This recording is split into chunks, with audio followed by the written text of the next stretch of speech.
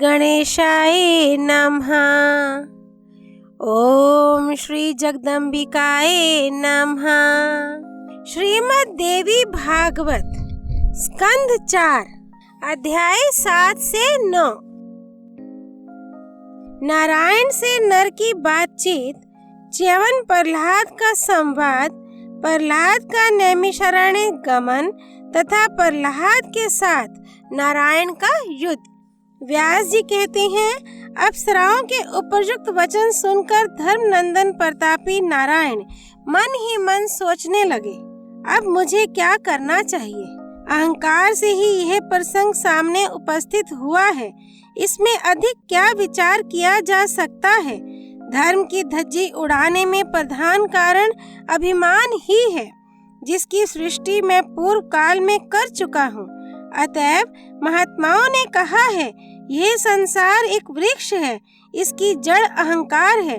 जिस समय अप्सराओं का समाज आया, उस समय उन्हें देखकर बिना कुछ बातचीत किए ही मुझे शांत होकर बैठ जाना चाहिए था, किंतु मैं उनके साथ संभाषण करने में प्रवृत्त हो गया। परिणाम स्वरूप मैं स्वयं दुख का भाजन बन गया। फिर मैंने धर्म का अपव्यय करके उन स्त्रियों की रचना की। मेरी ठीक वही दशा हो गई जैसे अपने ही बनाए हुए जाल में जकड़ी हुई मकड़ी हो। बड़े ही दृढ़ बंधन से मैं बंध गया। अतः अब इसके बाद मुझे क्या करना चाहिए, यह विषय विचारणीय है।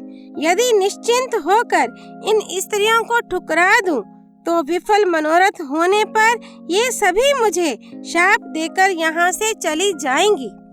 तब मैं उनसे मुक्त हो इस निर्जन वन में पुनः उत्तम तप कर लूंगा। अतएव कुपित होकर इन सुंदरी स्त्रियों को त्याग देना श्रेयस्कर है।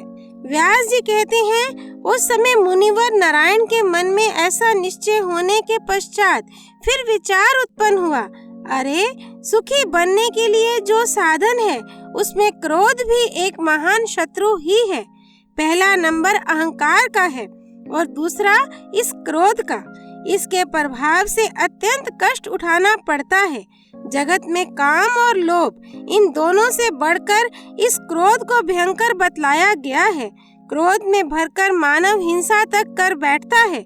प्राणी की निर्मम हत्या को ही हिंसा कहते हैं। संपूर्ण प्राणियों के लिए यह बड़ी दुखद है। इसे नरक की विस्तृत नदी ही समझना चाहिए।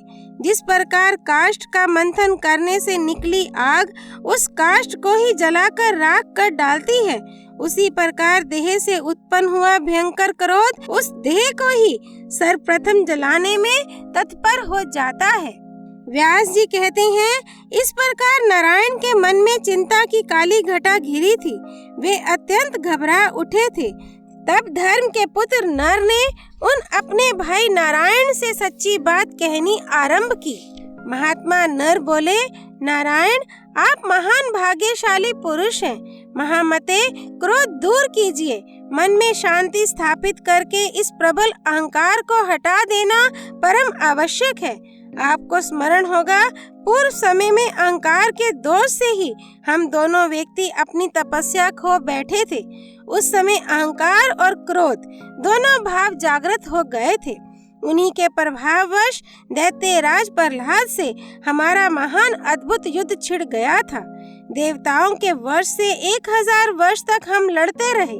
सुरोत्तम, उस अवसर पर हमें असीम क्लेश भोगना पड़ा था।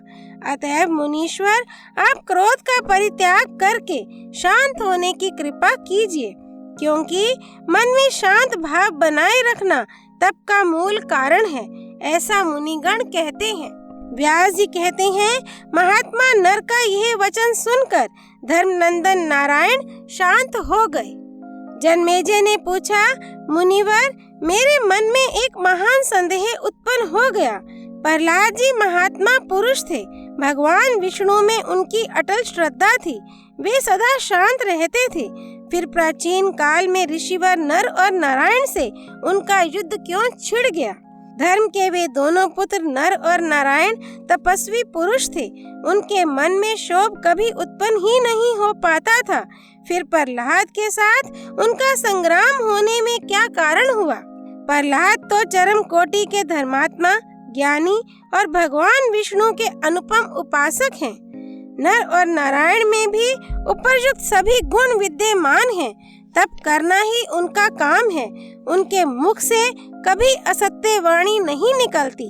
फिर यदि प्रहलाद और नर नारायण के सदृश सच्चरित्र पुरुषों में कलह मच गया तो उनकी तपस्या और धर्म पालन का केवल परिश्रम ही उनके हाथ लगा। उस सत्य युग के समय में भी उनका जप तप कहाँ चला गया था। सुयोग्य पुरुष भी क्रोध और अहंकार से आवृत मन को काबू में न ला सके।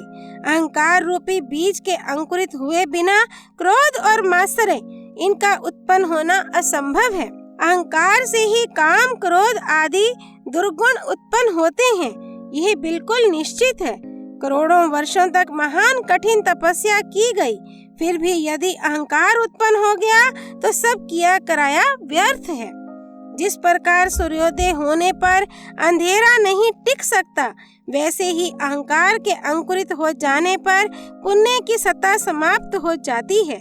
ऐसे शक्तिशाली पुरुष भी यदि अहंकार पर विजय प्राप्त न कर सकें, तो फिर मुझ जैसे साधारण मनुष्यों की कौन सी बात है। व्यास जी कहते हैं, भारत, यह निश्चय है कि कार्य किसी प्रकार भी कारण से भिन्न नहीं हो सकता। जैसा सुवर्ण वैसा ही कड़ा और कुंडल, ठीक वैसा ही अहंकार से बना हुआ ये चराचर सहित संपूर्ण ब्रह्मांड है। वस्त्र को सूत्र के अधीन कहा गया है, बिना सूत्र के वस्त्र बनना संभव नहीं।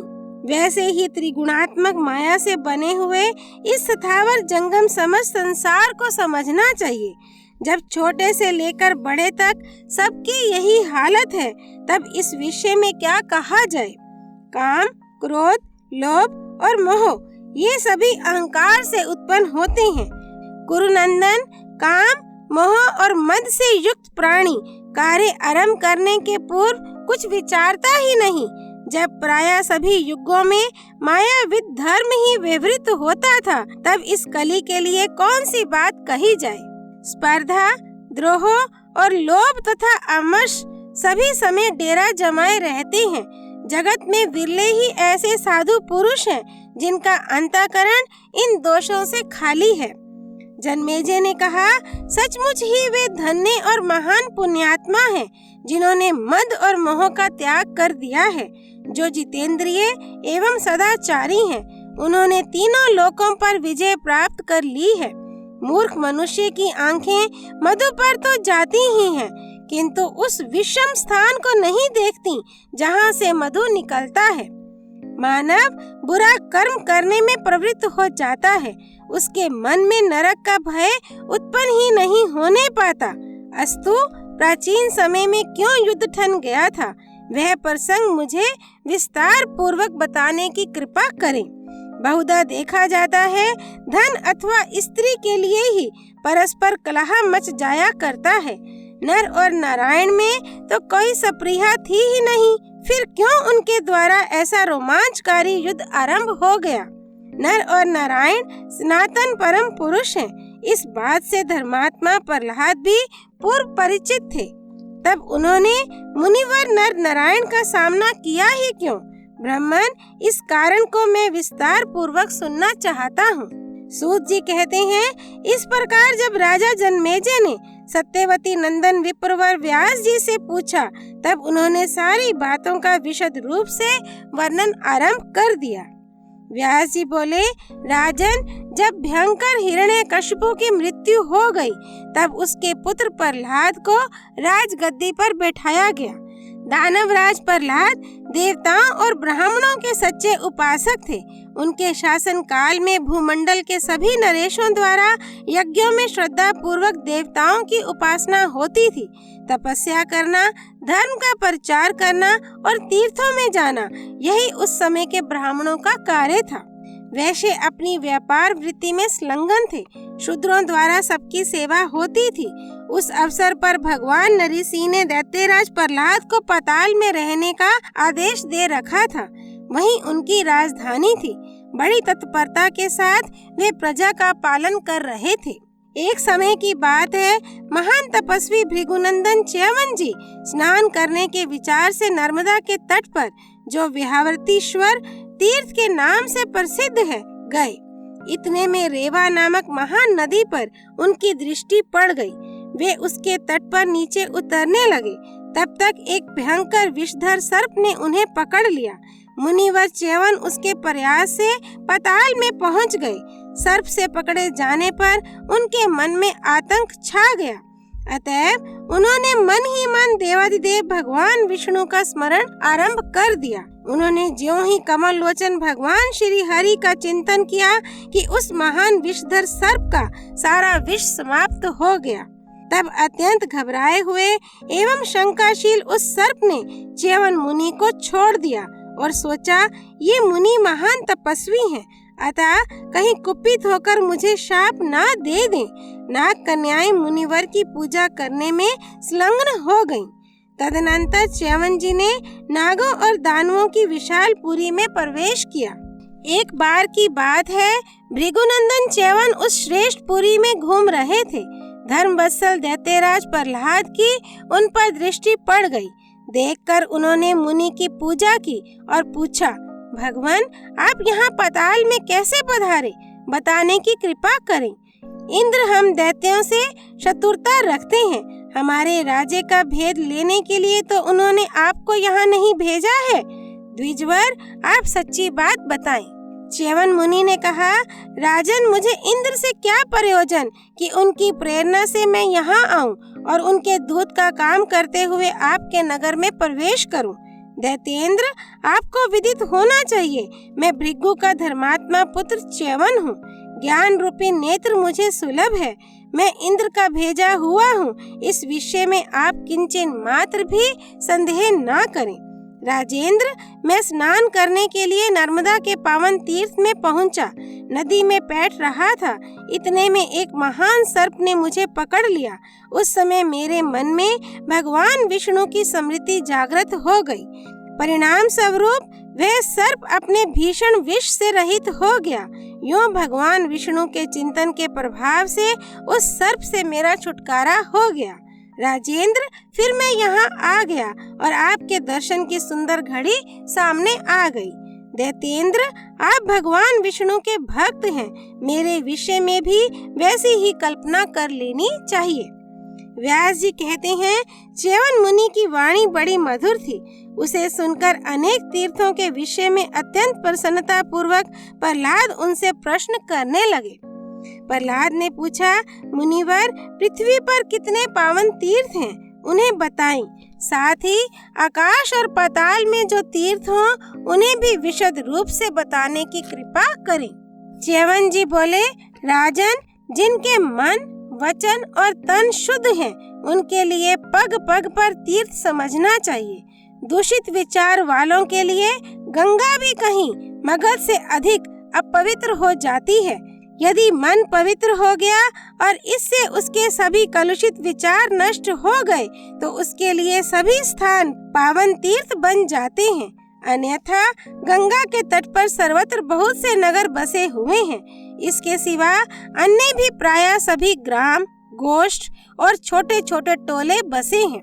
दैत्येंद्र निषादों, धीवरों, हूणों, वंगों एवं खस आदि मलेच्छ जातियों की बस्ती वहाँ कायम है, परंतु निष्पाप राजन उनमें से किसी एक का भी अंतःकरण पवित्र नहीं हो पाता।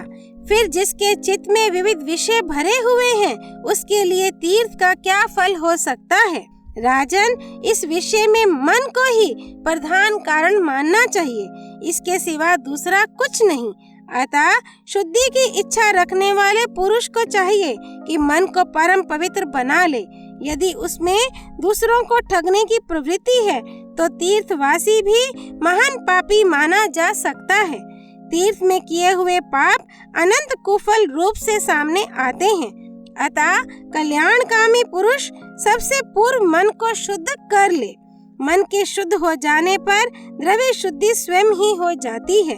इसमें कुछ भी विचार करने की आवश्यकता नहीं है। इसी प्रकार आचार शुद्धि भी आवश्यक है, फिर तो सभी पवित्र हैं। ये प्रसिद्ध बात है। अन्यथा जो कुछ किया जाता है उसे उसी समय नष्ट प्राय समझना चाहिए। तीर्थ में जाकर नीच का साथ कभी नहीं करना चाहिए। कर्म और बुद्धि से प्राणियों पर दया करनी चाहिए। राजेंद्र, यदि पूछते हो तो और भी उत्तम तीर्थ बताऊंगा। प्रथम श्रेणी में पुण्यमय नैमिषारण्य है।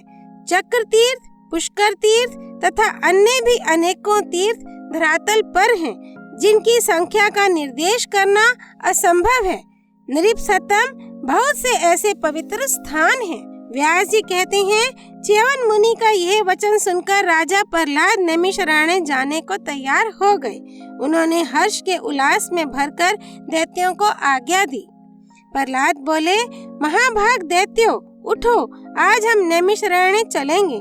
वहाँ कमल लोचन भगवान श्री हरि के हमें दर्शन प्राप्त होंगे। पीताम्बर पहने हुए वे वहाँ विराजमान रहते हैं। व्यास जी कहते हैं, जब विष्णु भक्त प्रहलाद ने यूं कहा, तब वे सभी दानव उनके साथ अपार हर्ष मनाते हुए पाताल से निकल पड़े। संपूर्ण महाबली दैत्यों और दानवों का झुंड एक साथ चला। नैमिषारण्य में पहुंचकर आनंद पूर्वक सबने स्नान किया। फिर प्रहलाद दैत्यों के साथ वहां के तीर्थों में भ्रमण करने लगे।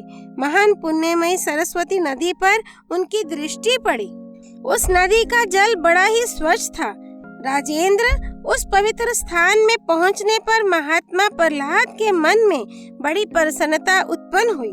अतः उन्होंने सरस्वती के विमल जल में स्नान किया और दान आदि क्रियाएं सविधि संपन्न की। वह परम पावन तीर्थ प्रहलाद की अपार प्रसन्नता का साधन बन गया था। व्यास जी कहते हैं, प्रहलाद नैमिषारण्य में तीर्थ के समुचित कार्यक्रम को पूर्ण कर रहे थे। उन्हें सामने एक वट का वृक्ष दिखाई पड़ा। उस वृक्ष की छाया बहुत दूर तक फैली हुई थी। दानवेश्वर ने वहाँ बहुत से बाण देखे। वे बाण भिन्न भिन्न प्रकार से बने हुए थे। उनमें गीत की पांखें लगी हुई थीं। उन्हें शान पर चढ़ाकर तेज कर दिया गया था। वे अत्यंत चमक रहे थे। उन बाणों को देखकर प्रहलाद के मन में विचार उत्पन्न हुआ, जिसके ये बाण हैं, वह व्यक्ति ऋषियों के आश्रम पर इस परम पावन पुण्य तीर्थ में रहकर क्या करेगा। प्रहलाद के मन में इस प्रकार की कल्पना अभी शांत नहीं हुई थी। इतने में ही धर्मनंदन नर और नारायण सामने दृष्टि गोचर हुए। उन मुनियों ने काले मृग का चर्म धारण कर रखा था। सिर पर बड़ी विशाल जटाएं सुशोभित हो रही थी। नर और नारायण के सामने दो चमकीले धनुष पड़े थे। उत्तम चिन्ह वाले वे धनुष शार्ंग और आजगव नाम से प्रसिद्ध थे। वैसे ही दो तरकस थे, जिनमें बहुत से बाण भरे थे। उधर महान भाग्यशाली धर्मनंदन नर और नारायण का मन ध्यान में मगन था। उन ऋषियों को देखकर प्रहलाद की आंखें क्रोध से लाल हो उठी। वे ऋषियों को लक्ष्य बनाकर कहने लगे, तुम लोग ये क्या ढकोसला कर रहे हो? इसी से तो धर्म धूल में मिल रहा है। ऐसी व्यवस्था तो कभी इस संसार में देखने अथवा सुनने में नहीं आई। कहाँ तो उत्कट तप करना और कहाँ धनुष हाथ में उठाना। इन दोनों कार्यों का सामंजस्य तो पूर्व युग में भी नहीं था। ब्राह्मणों के लिए जहाँ तपस्या करने का विधान है, वहाँ उन्हें धनुष रखने की क्या आवश्यकता। कहाँ तो मस्तक पर जटा धारण करना और कहाँ तरकस रखना।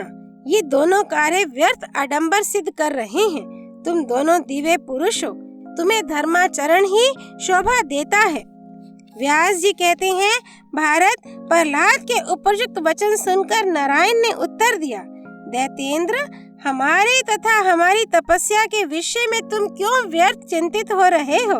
हम समर्थ हैं, इस बात को जगत जानता है। युद्ध और तपस्या दोनों में ही हमारी गति है। तुम इसमें क्या करोगे? इच्छा अनुसार अपने रास्ते चले जाओ। क्यों इस बकवाद में पड़ते हो? ब्रह्म तेज बड़ी कठिनता से प्राप्त होता है। सुख की अभिलाषा रखने वाले प्राणियों का कर्तव्य है कि ब्राह्मणों की व्यर्थ चर्चा ना छेड़े। प्रहलाद ने कहा, तपस्वियों, तुम्हें व्यर्थ इतना अभिमान हो गया है। मैं दैत्यों का राजा हूँ, मुझ पर ही धर्म टिका है। मेरे शासन करते हुए इस पवित्र तीर्थ में इस प्रकार का अधर्म पूर्ण आचरण करना सर्वथा अनुचित है।